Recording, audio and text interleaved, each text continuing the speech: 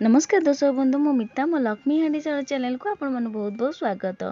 आज आपण मन सहित शेयर करी मसाला दिया कुंदूरी आलू भजा रेसिपी जोटा खाइबा को बहुत टेस्ट लगे और बहुत बढ़िया लगे। कुंदूरी गोटे एमती जिनिस समस्त को भल लगे किंतु प्राय लोक कुंदूरी भल लगे नहीं खाइबा को। तो आज आम से मानक गोटे मसाला दिया कुंदूरी आलू भजा बनइबा जोटा बनइबा बहुत सहज और खाइबा भी बहुत टेस्ट लगे। चटपटा सहित राग भी लगे बहुत बढ़िया लगे। आप रुटी सहित भात सहित सबुथिरे एटा खाई पारे पखाल किंबा गरम भात सहित भी खाई पारे। आज आपण मन सहित शेयर करी मसाला दिया कुंदूरी आलू भजा। तो वीडियो को पूरा देखिए जदि भल लागिवो वीडियो गोटे लाइक कमेंट शेयर करे जमार भूलिबे नहीं। चैनल जदि नुआ थेबे प्लीज सब्सक्राइब कर देबे पाखे थिबा छोट बेल आइकन भी प्रेस कर देबे जाद्वारा पठौथिबा नुआ नुआ वीडियो नोटिफिकेशन पाई जिवे। तो चलन देखिनबा आज रेसिपी। प्रथम कुंदूरी की धोई नबा। तो एठी अपन देखि पाउथबे गोटे कंसारे मोटी पानी नै जाईची सब जाक कुंदूरी के दे देउ देखि पाउथबे। कुंदूरी की धोईकी काटिबे कहीं से टिके बाली थाए तो भल भाव ताकू 2-4 थर धोईकी काटिबा।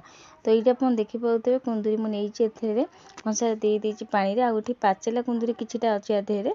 तो सब कुंदूरी की धोईकी एबे धोई भी नै आइची भल भाव ताकू धोई देइची 2 थर खंडे।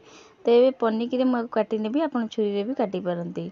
तो सब कुंदूरी की काटि नबा। सब कुंदूरी की देखि पाउथबे एई परी मु काटि देइची आ सब कुंदूरी एडी काटि कि नै आछि। तो सही परी मु आलू भी 2टा नेइथिली काटि देई देखि पाउथे ताकू धोईकी भल भाव काटि की पानी रे पकेई रखिची। तो आलू 2टा नेइथिली बड़ बड़ साइज आलू। तो चोपा आलू रे मु छडेनी आपण चोपा भी छडे पारंती। तो मसला बाटिया पई गोटे छोटो साइज रसुण रो पाखुडा नै जाईची तापर खंडा अदा नेइची टमाटर गोटे मीडियम साइज छोटो टमाटर नेइची तापर 2टा बड़ बड़ साइज पियाज नेइची। तो सब जिनस को काटिक नहीं देखी पारे टमाटर छोट टे नहीं टमाटर भी काटी देइची आ सब जिनस को आम बाटिबानी चॉप करवा। तो ये चॉप जार सब जिनस को देदेबा। तो टमाटर अदा रसुण पियाज सब जिनस को देकी आम को चॉप करवा जमी छोट छोट होराक मुझे बाटिकी नौनी एमती मैंने पूरा छोट छोट कर काटिकी जमी चॉप करके नौची। आप चाहिए जब बाटिकी नहीं पारती तो यहाँ देखी पाते सब जगह चॉपर जार देकी चॉप करदे। एथे मुझे गोटे कंचा लंका देइची। तो ये आप देखी पारे सब जगह मुझे चॉप कर देइची। देखो केते छोट छोट होगी देखी पारे जदि आप एम चॉप करूना तो बाटिकी भी नहीं पारती किंतु चॉप करके थोड़े बनइबे कुंदूरी देखिए बहुत बढ़िया लगे। तो यहाँ रेडी हो सारी अब चलते गैस पाखक जावा।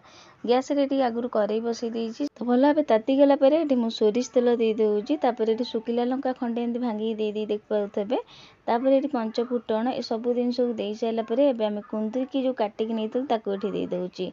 तो कुंदूरी की प्रथम देजी देखी पारे कुंदूरी दे सारापर मुझे आलू भी दे दूँगी।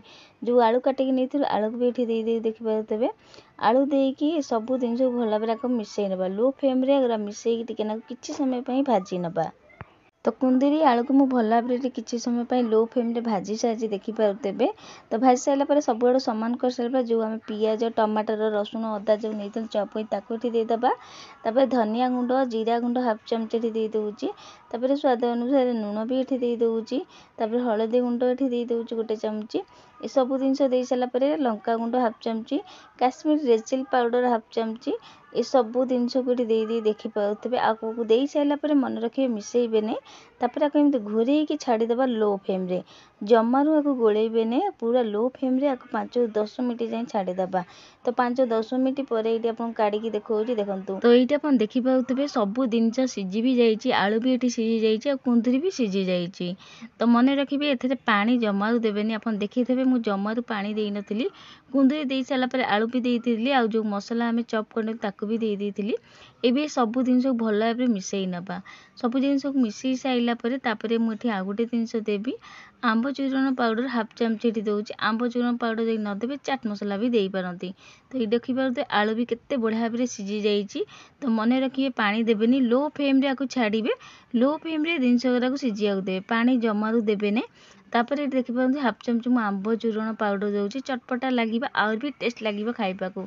आंब चूरण पाउडर जदि नदेवे चाट मसला थे दे पारती।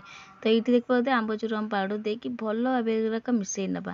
तो आपड़ जदि चाहिए ये आउ कि समय भाजिकी आपको काढ़ी पारते कि आउ कि समय यहाँ भाजी। तो ये आप देखी पारे मुझे भल भाव मिसईकी पुणी थे घोरेकी 5-10 मिनट जाए छाड़ीदेबा कहीं आम मसला दे सारापर आपको गोलई नुँ। तो मसला भी टिके भाजी पियाज टमाटर रिका। तो ये देखी पारे घोरे 5-10 मिनट छाड़ी दूँगी।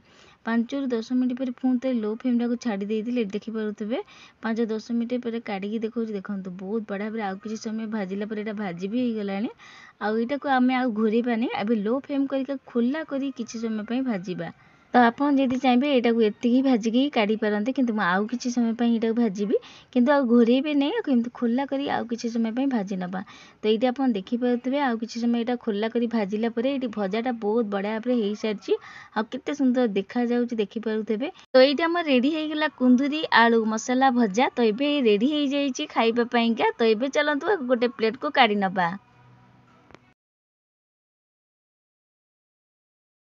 तो ये आमर रेडी हो गला कुंदुरी आलूर मसला भजा तो आप देखिपे केते सुंदर देखा जाइए आईटा को आप रुटी सहित भी खाईपर भात सहित भी खाईपर पखाल भात कि गरम भात सहित भी खाईपर जदि चाहिए या एमती भी खाईपर भजाटा बहुत टेस्ट लगे चटपटा सहित राग भी टिके लगे बहुत बढ़िया लगे कहीं आंबचूर पाउडर सहित आम टमाटर भी पकईचु मिठा टिके चटपटा एमती लगे बहुत बढ़िया लगे टेस्ट लगे खाइबा यहाँ तो आपन केबे जदि कुंदुरी भजा को एमती करना थोड़ा बनईकी देखिए बहुत बढ़िया लगे खाइबा कुंदुरी प्राय लोक तो मो घर तो कह गले कुंदुरी खाइबा को एते भल पाती एमती किसी नुआ करके देले से बहुत खुशी रे खाती आ जानी भी पारती एटा कुंदुरी भजा है बेली तो आपण भी थरे बनातु यही प्रोसेस रे यही कुंदुरी आलूर मसला भजा आपण मानक ये कुंदुरी आलू मसला भजा कौन बेसी भल लगे खाइबा को मते कमेंट करियो जमार भूलिबेनी आशा करूँ आज रेसिपी आपण निश्चिंत भल लगी आदि भल लगी वीडियो गोटे लाइक कमेंट शेयर करियो जमार भूलिबेनी रही जय जगन्नाथ पुणी आसबि आ गोटे नुआ रेसिपी नहीं धन्यवाद।